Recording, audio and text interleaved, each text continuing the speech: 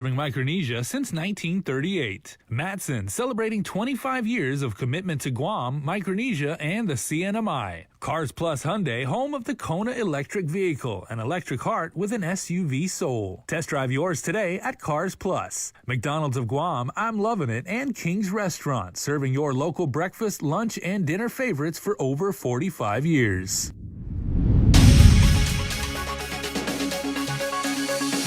Ahead on Primetime, a team from the Center for Disease Control will be deployed to Guam after a request from the Department of Public Health.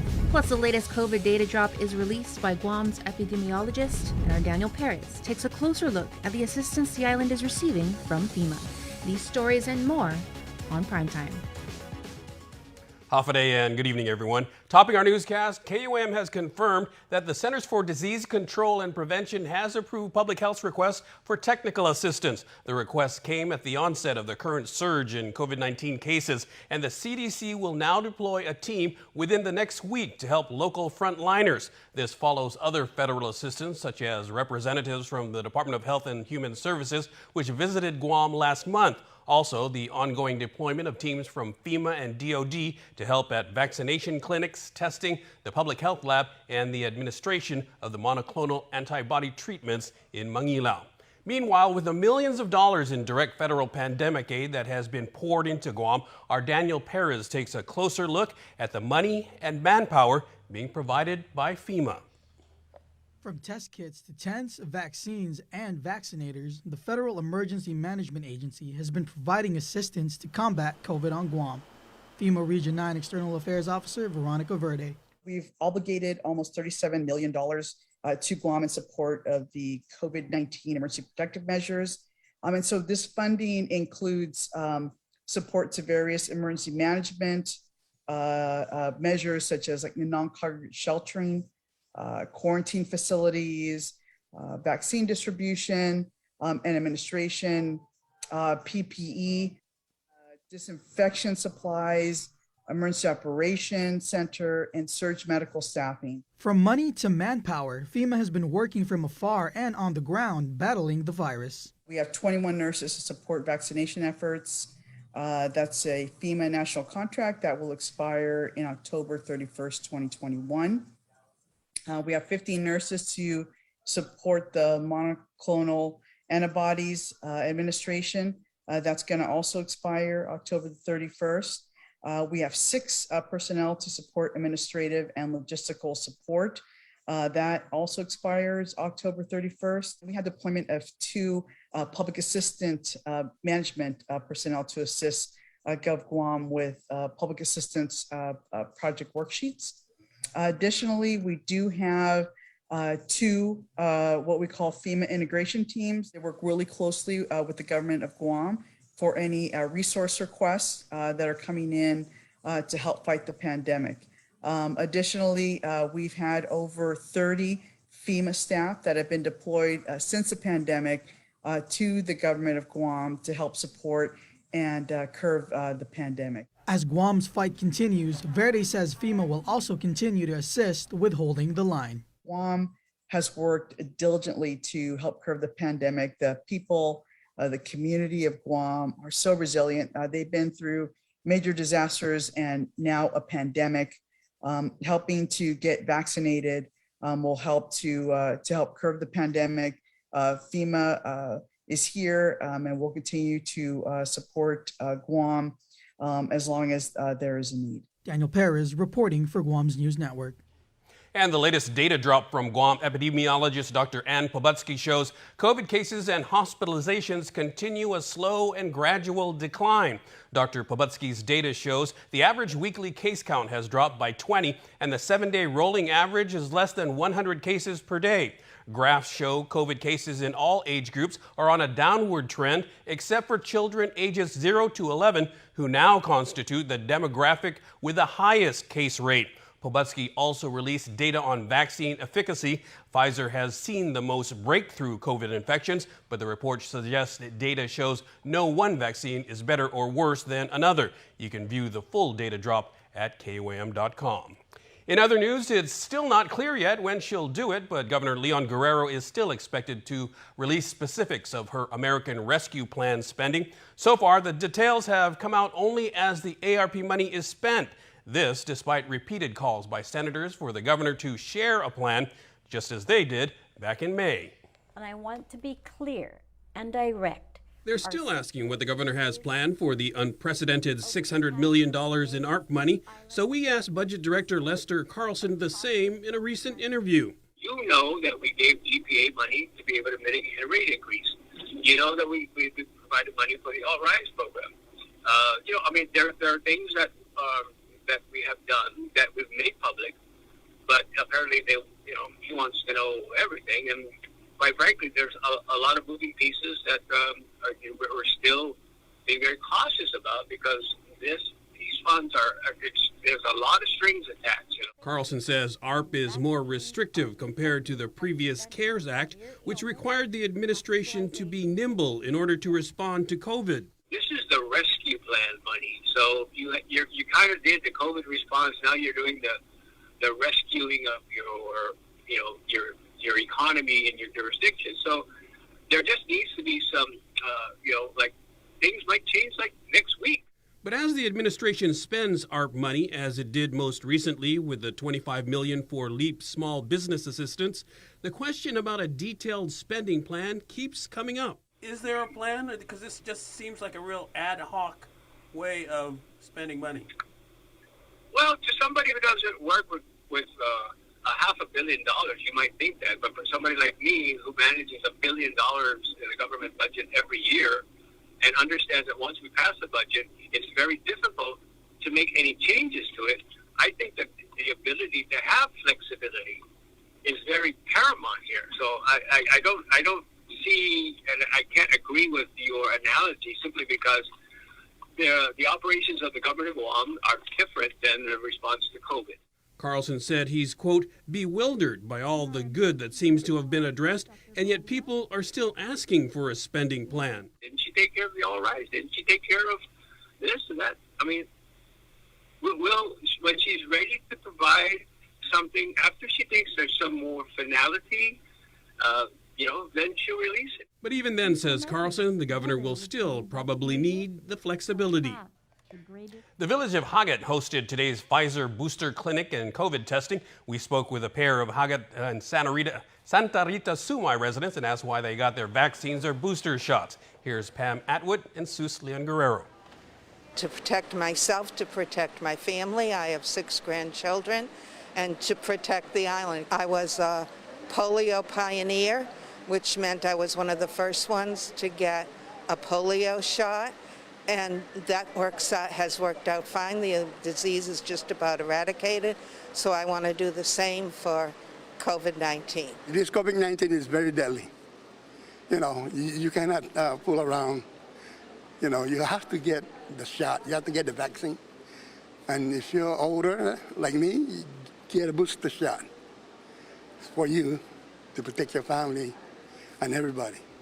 Today, 143 vaccinations took place. Out of the total, 133 were booster shots. The next booster clinic is tomorrow, October 21st, at the Inalahan Mayor's office for Inalahan and Talofofo residents. Call your respective village mayors to make an appointment. And the web-based app Simple Report is now available on Guam. It helps remember required patient information for easier and convenient reporting of COVID-19 test results. Public Health PIO Janela Carrera. So we input their information into the system for the first time that they test.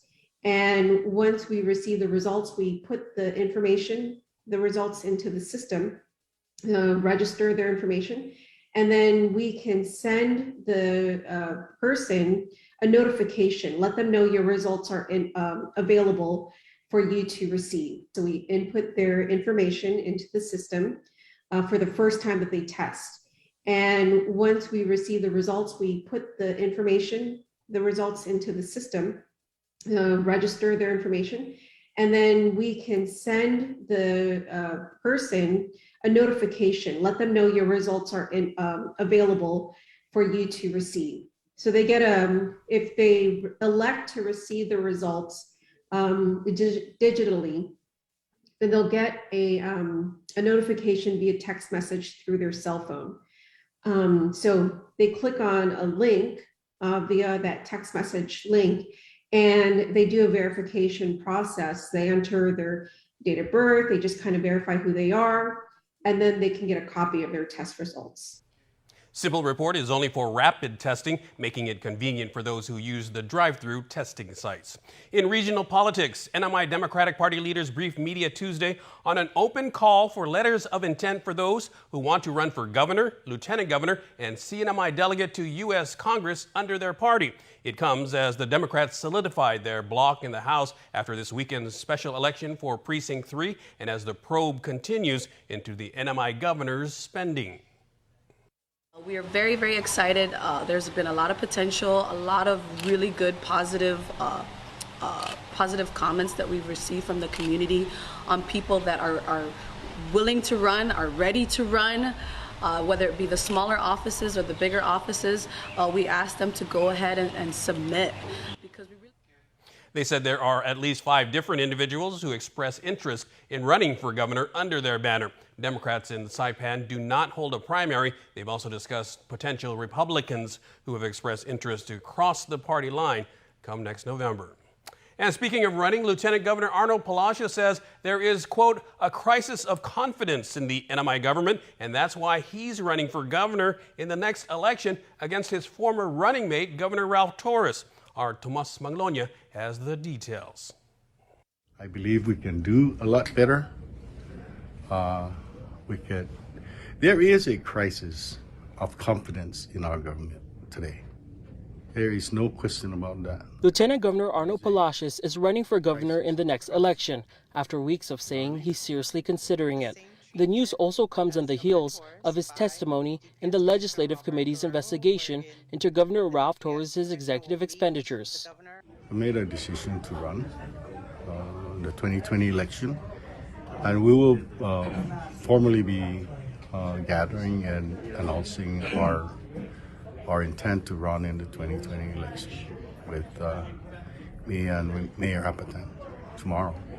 I seriously thought about it, did a lot of soul searching about it, because being a sitting lieutenant governor, going against a sitting governor, that's very, very extraordinary and very unusual, and it's a hard thing to do. He says the Palacios Apatang ticket comes with experience. Dave and I have worked in the legislature. We've seen the ups and downs and the cycles.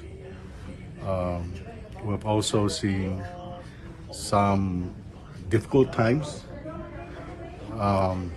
And we've also seen the ugly part of some of the situations that elected leaders over time have made in the Commonwealth. Governor Torres announced his bid for re-election with Senator Vinny Sablan as his running mate in August under the Republican Party's banner.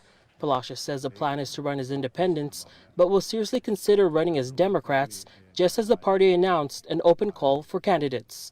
Tomas Maglonia for KUAM News on Saipan.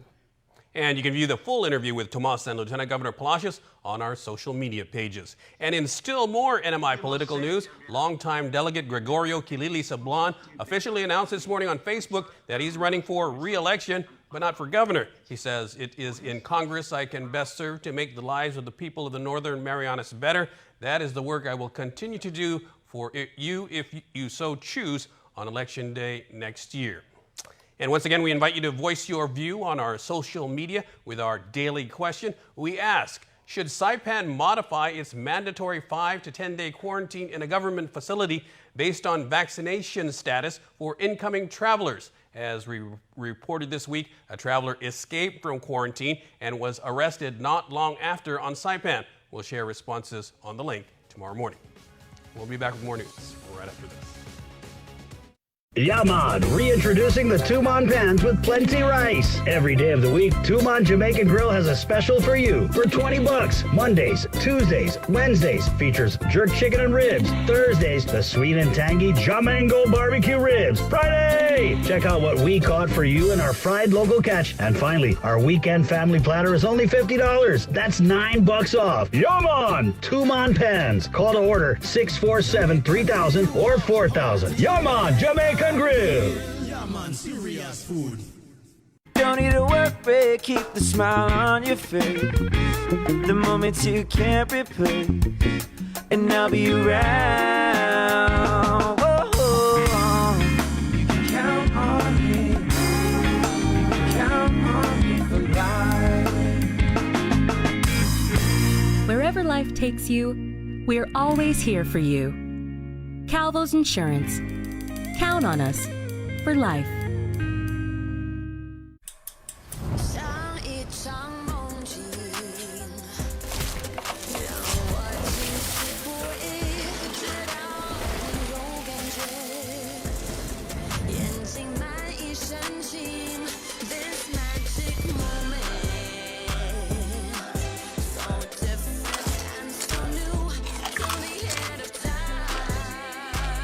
Crispy almond chicken breast for a limited time only at Panda Express.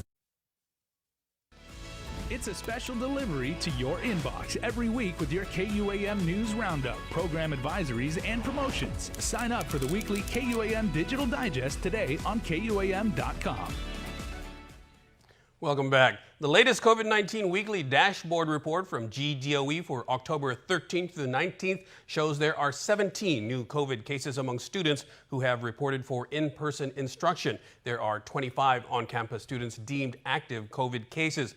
There are also 7 new COVID cases among GDOE staff, bringing the total to 8 active cases, and the dashboard shows the percentage of GDOE employees fully vaccinated against the virus remains at 88.5%. There's been a slight increase in the number of students fully vaccinated at 72.1%. And GDOE is replacing the ACT Aspire assessment with what's called the Smarter Balanced Assessment System. The change was approved by the Guam Education Board last night and done so out of necessity. The company that does ACT Aspire will no longer be offering the test. I believe they're going to start winding down this year. So most jurisdictions are having to do the same thing. It is a standards-aligned assessment, actually developed by a number of states. I think over 25 at least have adopted Smarter Balanced. According to Superintendent Fernandez, the ACT test will be administered for 1 more year, but they will then transition to the new Smarter Balanced Assessment System. The assessment tests students in English, language arts, and math. It includes 3rd graders through 8th graders and 1 grade in high school as required by federal law. The system also provides a set of interim assessments to use throughout the school year to monitor student progress, along with a variety of teacher resources and sample test items that can be used to help teach students the standards. And a virtual public hearing for Bill 16136 is scheduled for tomorrow, which would require all charter school teachers to get the same certification as Guam Department of Education instructors. KUAM's Isaiah Uggins spoke with some of the charter school administrators who opposed the bill. On behalf of the Guam Youth Congress, Senator Amanda Shelton introduced Bill 161-36, which would require all teachers employed at all charter schools to be certified by the Guam Commission on Educator Certification. Career Tech High Academy Charter School Principal Dr. Juan Flores and iLearn Academy Charter School Chief Academic Officer Rachel Stake both says they aren't in full support of the bill, but aren't against certification either. I'm not sure that certification is what our charter schools need right now. I think that if there's a call for quality, it'll be for the charter schools on their own to try to build on the skills of the teachers according to what the charter schools are calling for. So every one of the charter schools has a specific area of focus, and that area of focus is not necessarily addressed in certification requirements. I'm not against certification as a whole, but I do think that it should be considered for charter schools to have the authority to figure out what certification we want to require our teachers to get in order to fully implement the program, the specific program that we are implementing within our school. The original charter school law authored by former Senator Judith Wampat allows them the freedom from governed traditional public schools currently. Dr. Flores shares how the bill would affect his learning institution if passed into law. Then we won't be able to afford to pay them at the same level that the teachers are being paid in the public schools. It's going to be disastrous. The other thing is, again, it doesn't guarantee that if teachers are certified, they're going to provide the most effective teaching and learning that our students need. And I think that should be the bottom line. Dr. Wampat, who recently resigned as the chief executive officer of Guam Academy Charter School, says she intentionally wrote the law to not require certification because it's cost prohibitive. Although Island runs on uncertified teachers, stakes share there have been accomplishments we don't see at other public schools with certified teachers. But the teachers that we have are amazing. Like, the programs that we have here works. Our scores show it, our students show it. We have placed in first place for Math Olympiad, like island-wide in the last few years, and that wasn't a certified teacher, but she's amazing and she's incredible. Reporting for Guam News Network, Wahoo Isaiah Ugan. All elected and appointed public officials who are required to file their financial disclosure forms with the Guam Election Commission were able to do so Tuesday as required, GEC Acting Director Elizabeth Santos. Everyone met the extension deadline, so what happens now is we prepare certifications that all the public officials filed. We transmit that to the public officials, and then we also transmit those certifications and the filed reports to the Guam Ethics Commission. A total of 126 individuals filed their financial disclosure reports as required. Japan Airlines service to Guam continues to be suspended until at least January, but the carrier continues to operate here, although in a much different capacity. JAL conducts final stage pilot training at the Guam airport, and this past week it was led by a historic figure in Japanese aviation. Captain Ari Fuji, that's her in the middle there, may be relatively small in stature, but she's a giant when it comes to commercial aviation in Japan. She's not only the first female commercial captain pilot for Japan Airlines, she's the first female commercial pilot ever in Japan. She's wanted to be a pilot since she was a young girl and would go to the airport to watch planes take off. And she says she wasn't intimidated by the male-dominated profession. Unfortunately, in Japan, progress toward female equality has been slow since there are only a handful of female commercial licensed pilots compared to the rest of the world. I didn't feel as a female because I just did the training same as men.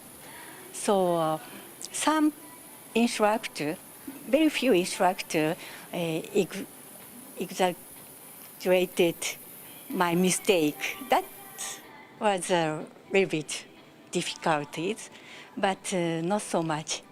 I didn't feel difficult.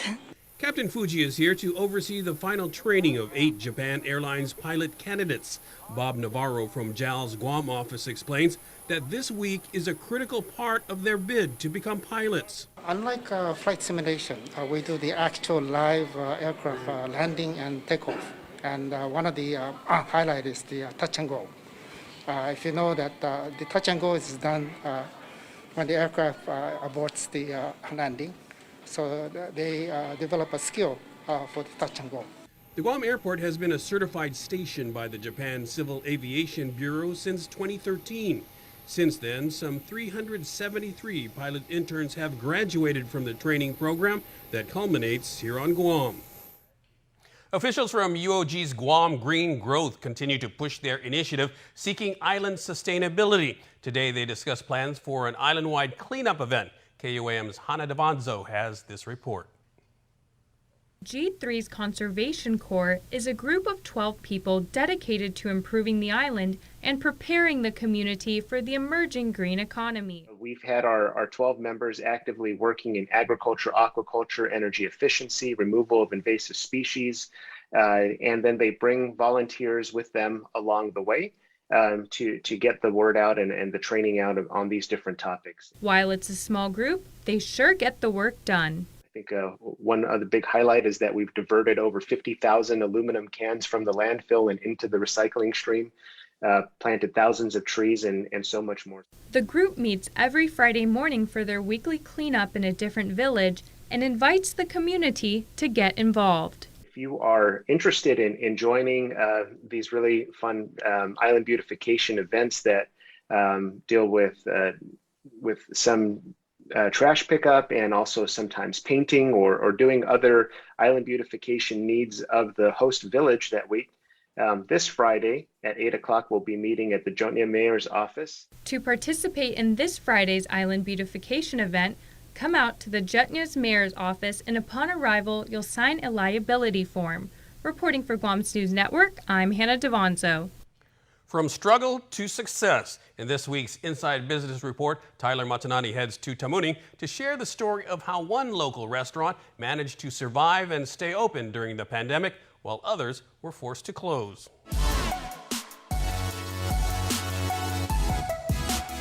Local business Three Squares has had a full plate throughout the pandemic, from social gathering restrictions limiting business to price increases and a stagnant tourism industry. They've somehow remained resilient and continue to fill the plates of others. Marie Guerrero and Mark Borja are the duo behind B&G Pacific. Doing business as Three Squares, they've been serving up local favorites since 2015. Lunch was good. Breakfast was great. We are naturally caterers, so this place always had families, and we were celebrating weddings and christenings and birthdays, and that's kind of what life was like. We have a beautiful bar, so we missed our bar customers most definitely before the pandemic. But like several other businesses dealing with the reality of COVID restrictions, Three Squares was forced to make tough decisions. More than 80% of their staff had to be furloughed. So definitely it was hard to let the staff go, knowing they had bills to pay, knowing they had livelihoods they were trying to sustain. So that was definitely difficult for us. The roller coaster of restrictions forced Three Squares to pivot and mix things up. During the pandemic, they established their new marketplace, began offering family platters, and established partnerships with other local businesses to offer their dishes. They also stepped up to the plate to help our community of heroes. We were supporting the hospital, the frontliners. We were supporting those essential businesses that had to stay open, that needed a hot meal. So we found a lot of good corporate partners out there that relied on us to kind of get them through the day and get them through this pandemic. According to Guerrero, it was a struggle, but it was our community coming together and showing their support for Three Squares that they've managed to survive. I would really just have to say thank you. If you bought a Spam Masubi at a marketplace, if you bought a chicken family platter in our restaurant, if you have bought a ham and cheese sandwich at a C-store or ABC store, or a bag of our cookies at the local Payless, I just cannot extend as much gratitude. With Inside Business, I'm Tyler Matanani. Stick around. Sports is next with Dave Delgado.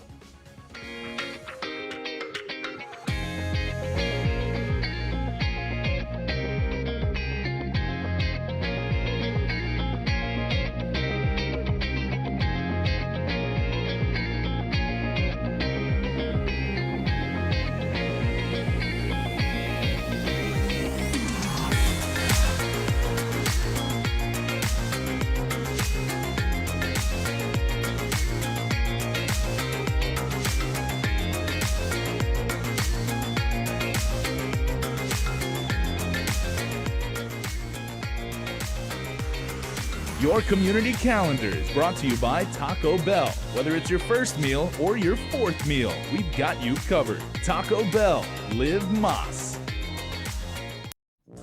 When making the new Kentucky Fried Chicken sandwich, people asked how I felt about burger places selling fried chicken. I'd say that's none of my business. Just like making fried chicken is none of theirs. Get the new Kentucky Fried Chicken sandwich. It's finger-licking good. Half a day. As we look ahead to a brighter tomorrow, Matson's commitment to Guam and Micronesia remains stronger than ever. While the world around us is ever changing, what remains unchanged is our commitment to you, our customers, and the island communities we serve. Shipping is what we do best, and serving our community is at the heart of everything we do. But we don't do it alone. This is why we support organizations that make caring for the people and the environment a top priority. We know that many count on Matson's lifeline services in the Pacific, and that's why we continue to work hard to ensure that our shipments remain on time all the time.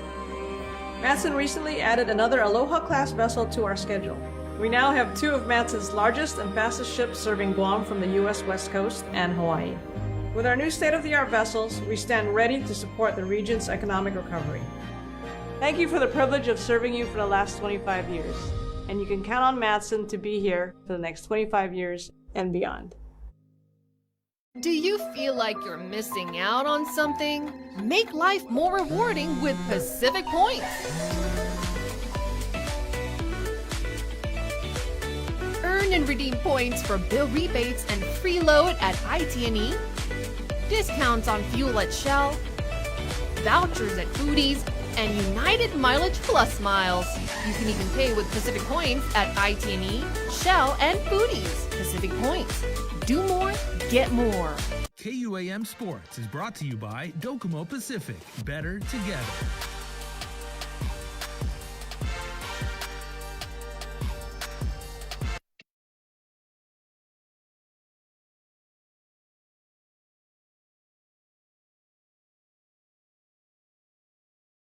KUAM Sports is brought to you by Docomo Pacific. Better together.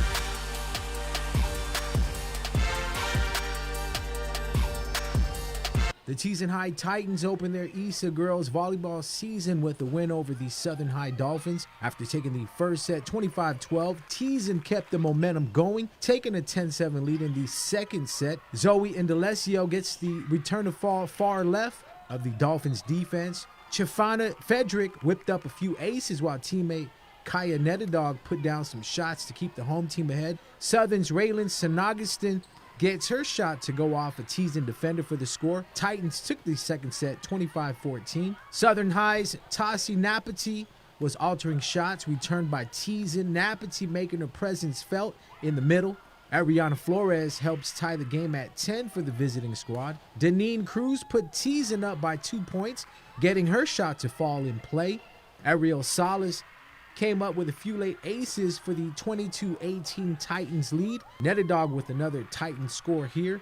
Teason looking to wrap things up at home in 3 sets. Immaculate Cabral rotating, waiting for the set, goes up and puts it down with authority. Chifana Fedrick helped close out the match as the home team went on to win 25-19. In other matches, Sanchez defeated GW at the FD Gym in 4 sets, 21-25, 25-22, 25-19, 25-22. Play resumes tomorrow evening. Ukadu taking on Southern at Southern.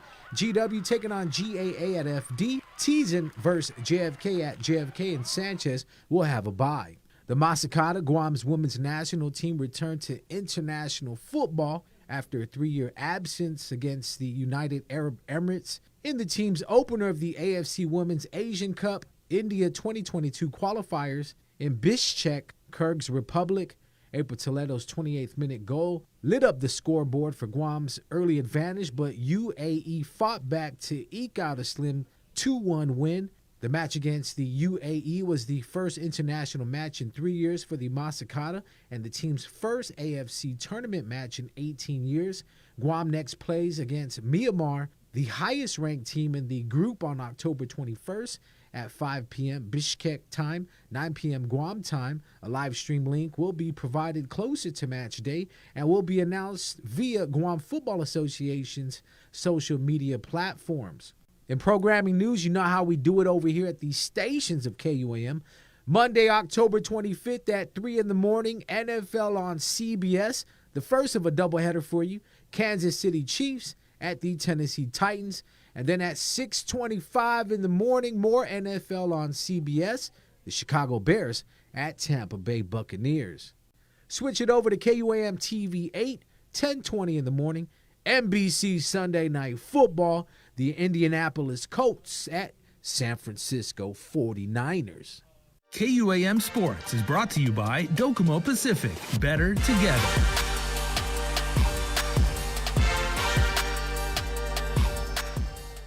You are everything that matters to me, and I promise to do whatever it takes to keep you healthy, to be comfortable, and to be free.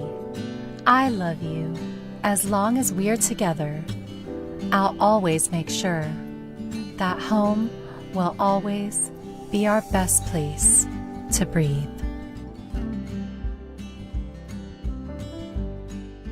100% truck, 100% Jeep. Experience next-level off-roading on your new Jeep Gladiator, the most capable off-road midsize pickup truck crafted for adventure, equipped with best-in-class towing capacity, legendary 4x4 Jeep capability, and backed by Guam's only lifetime powertrain warranty. Drive home in a 2021 Jeep Gladiator today, starting as low as $315 per paycheck during Jeep Adventure Days. Visit CarsPlusGuam.com to get pre-approved online today. Terms and conditions apply. Cars Plus, driven by you. Taco Bell is so good and so cheap. I know, right? I wonder why. What if they know we're broke? What if they're trying to be the good guys? Yeah. Thanks, Taco Bell! Are you ready to shake things up? The Great Guam Shakeout is scheduled to take place tomorrow. It's that one time of the year everyone is asked to drop, cover, and hold on. Guam Homeland Security Office of Civil Defense Public Information Officer Jenna Gamindi Blas invites everyone to participate in the annual earthquake drill. The schools are great at this. You know, they practice this drill every year. We get a lot of our participation numbers directly from the K through 12 schools. We're really grateful for that. So just having the students go out, practice their drill at their schools. Again, it happens on a Thursday in the morning, so we know that they're typically in session then. As well as businesses. They're able to practice their earthquake procedure, drop, cover, and hold on from wherever they are. Again, the world's largest earthquake drill is scheduled for tomorrow, Thursday, October 21st at exactly 10:21 in the morning Guam time. The drill lasts for 1 minute. Island residents are urged to participate and register at www.shakeout.org/Guam. And every year we do this and invite the community to join us as we think pink on Friday, October 22nd. We ask that you wear pink on Friday to commemorate our cancer survivors and warriors.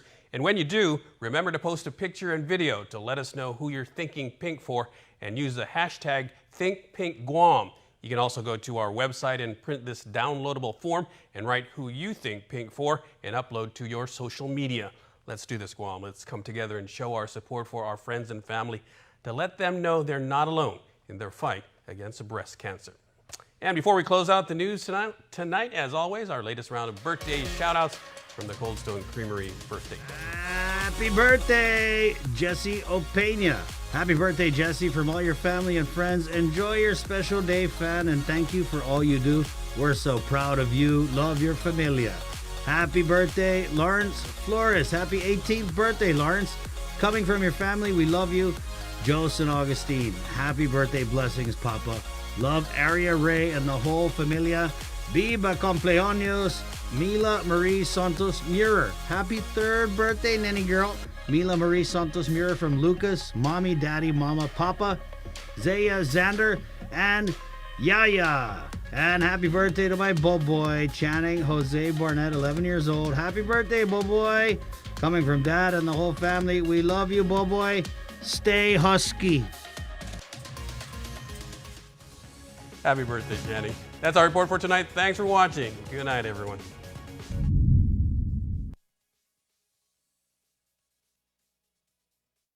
In Full Zoom is presented by Calvo Enterprises, Inc. and IT&E.